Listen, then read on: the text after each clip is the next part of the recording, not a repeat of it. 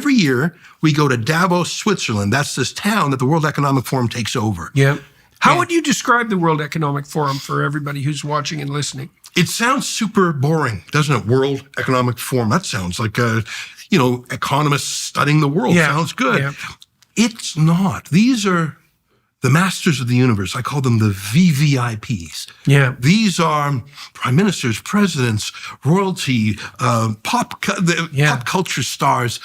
Yeah, and the question is why? I asked some Davos attendants who were very well positioned, like who the hell Klaus Schwab is. It's like, how in the world did this cartoon dictator of the world character manage to convene all these VVIPs, as you call them? And Klaus Schwab is a convener fundamentally, and he's certainly not elected. He has no... He owns it. He's an owner. Yeah, right. I call it a crypto government. Here's what I mean by it. Yeah, definitely.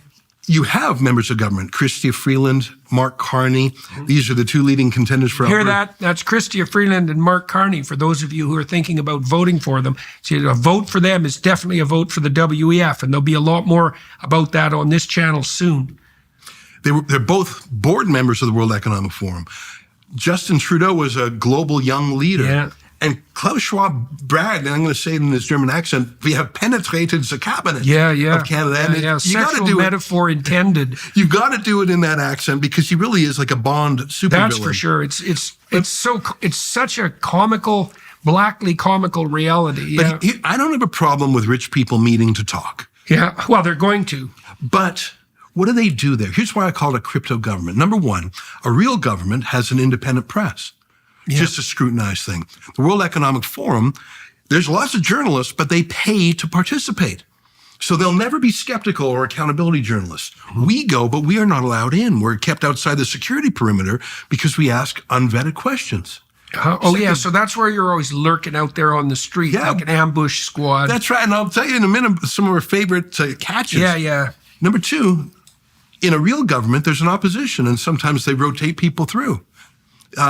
That's a form of a check and balance. In a real government, there's a lobbyist registry. Who is meeting with Technically, it's a fascist organization. And fascism means to bind together, right? And the fascists were big into the idea that, and this is kind of what defines fascism, that media, corporations, government should all be working together as a unit to push forward whatever the interest happens to be, whatever the agenda happens to be. And the WEF is a place where exactly that happens, is that the elites of all the different power hierarchies meet and, conspire morally to improve the planet, despite the fact that they have no democratic standing. And as you said, no opposition and no journalistic coverage, and that it's a pay-to-play arrangement that's made Schwab and his cronies exceptionally rich, and that's really demented and twisted the world in unbelievably pathological ways. Net zero, that's a WEF initiative. ESG, right? That stakeholder capitalism, that's all pouring out of the WEF. That's the sort of thing, by the way, that Carney supports in spades. He's an architect of those policies and a distributor of them all around the world.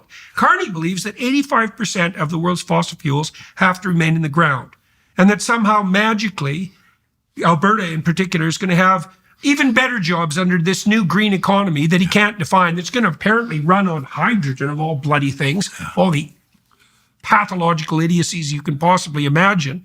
So he's like Trudeau on steroids. And so, that's the WEF, man, in a nutshell.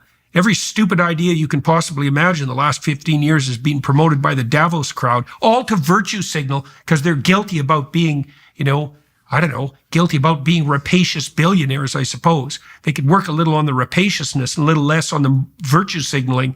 So anyways, okay, so you're in the WEF and you're out there trying to, what? What are you doing? Well, we're outside the moat.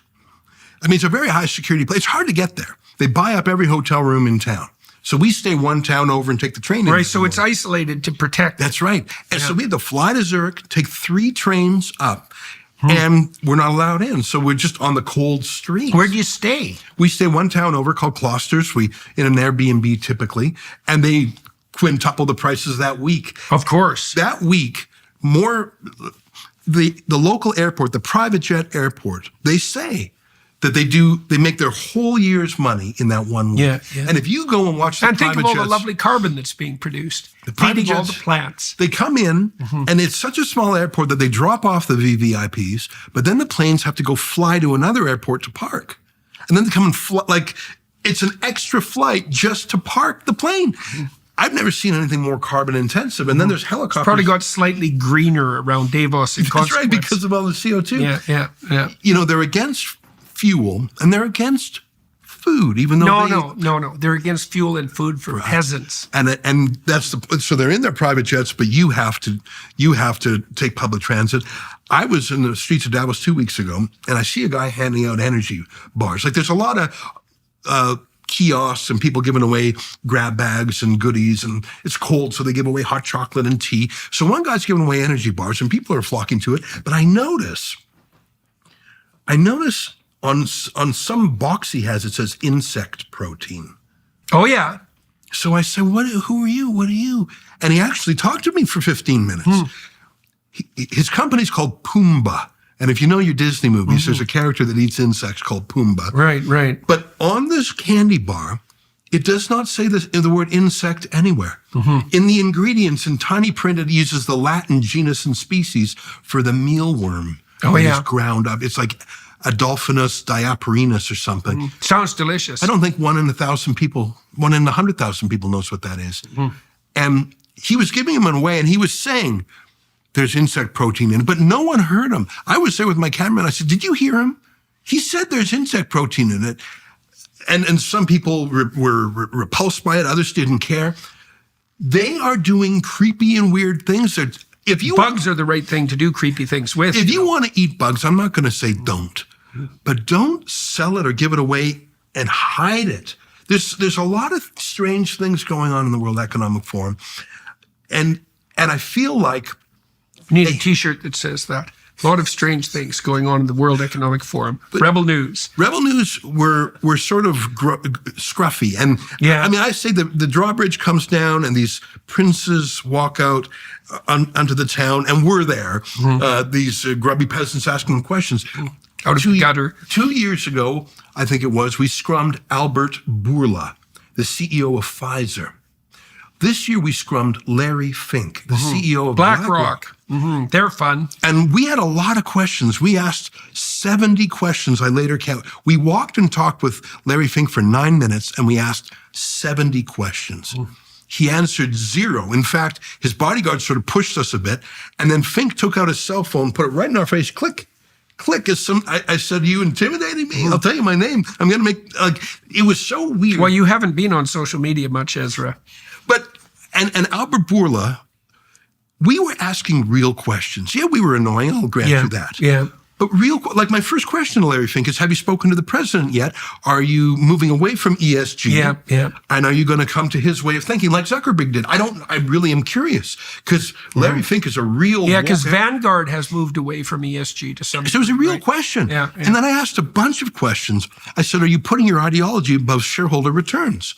Like if you're making investments, the definition of ESG. Yeah, and that's a real question. And maybe I was fairly polite. I said, Mr. Fink, etc.